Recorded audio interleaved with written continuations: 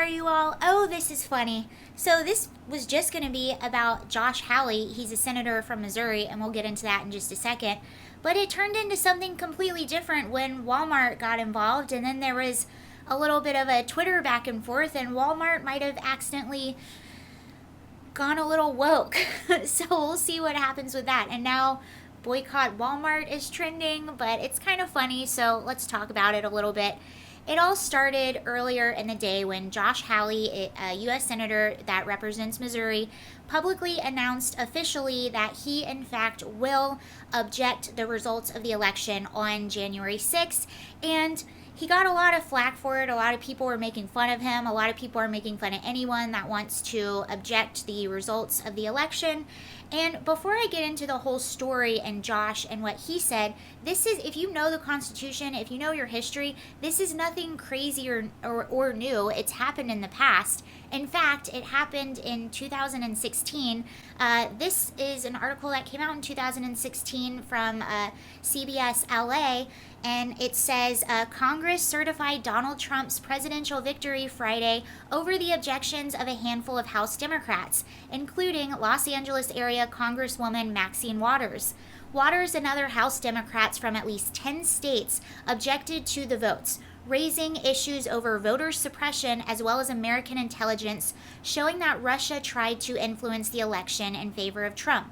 In each case, their objections were denied because they didn't have the support of any senators. So if you know the, the rule or whatever's in the Constitution, you have to, in order to be able to successfully object the results of an election into where then it goes into the debate phase, you have to have at least one senator and at least one member of Congress. So that was their problem in this case. They didn't have any senators, therefore they couldn't actually object the results of the election.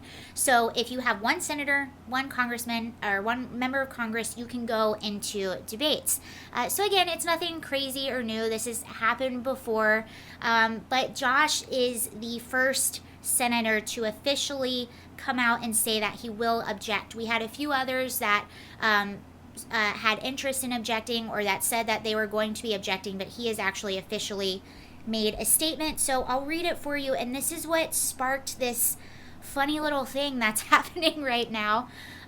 So he says, following both the 2004 and 2016 elections, Democrats in Congress objected during the certification of electoral votes in order to raise concerns about election integrity. They were praised by Democratic leadership and the media when they did, and they were entitled to do so. But now those of us concerned about the integrity of this election are entitled to do the same. I cannot vote to certify the Electoral College results on January 6th without raising the fact that some states, particularly Pennsylvania, failed to follow their own state election laws. And I cannot vote to certify without pointing out the unprecedented effort of mega corporations, including Facebook and Twitter, to interfere in this election in support of Joe Biden. At the very least, Congress should investigate allegations of voter fraud and adopt a measure to secure the integrity of our elections. But Congress has so far failed to act. For these reasons, I will follow the same practices as Democrat members of Congress have in years past and object to the certification process on January 6th to raise these critical issues. So he tweeted that out earlier today. And again, as he brought up and as I brought up, people have done this in the past. It's not something crazy or new. It is in the Constitution. It is perfectly constitutional. And I would say, if your constituents have serious concerns of voter fraud, or if there are maybe pieces of evidence that you feel aren't being investigated, it is your constitutional duty to do what you think is right, and this is what he thinks is right. So that's what he tweeted out earlier today. And then Walmart tweeted this. So this is that's Josh Hawley's tweet up there, and this was Walmart replying, and they say, go ahead, get your 2-hour debate. #sore loser. So this went viral. Everyone was talking about it. Like, what the heck is going on? When did Walmart get political? And also, does Walmart not understand who shops there? Me personally, the past few places I lived in Denver, I live in LA now. I've always lived in urban areas, so we actually don't have any Walmarts around. Walmarts are typically in suburban areas and rural areas, which are mostly, red. People in the suburbs and people in rural areas typically vote red, and as we've seen on our maps, the places that were very blue are typically the urban places where there aren't even any Walmarts. We have Target, we have everything else, but nope, no Walmart.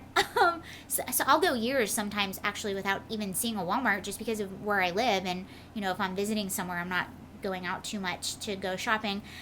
So they tweeted this, and quickly after getting a bunch of backlash, they took it down. But before we look at that, let's look at what Josh said. He tweeted out this. Thanks, Walmart, for your insulting condensation. Now that you've insulted 75 million Americans, will you at least apologize for using slave labor?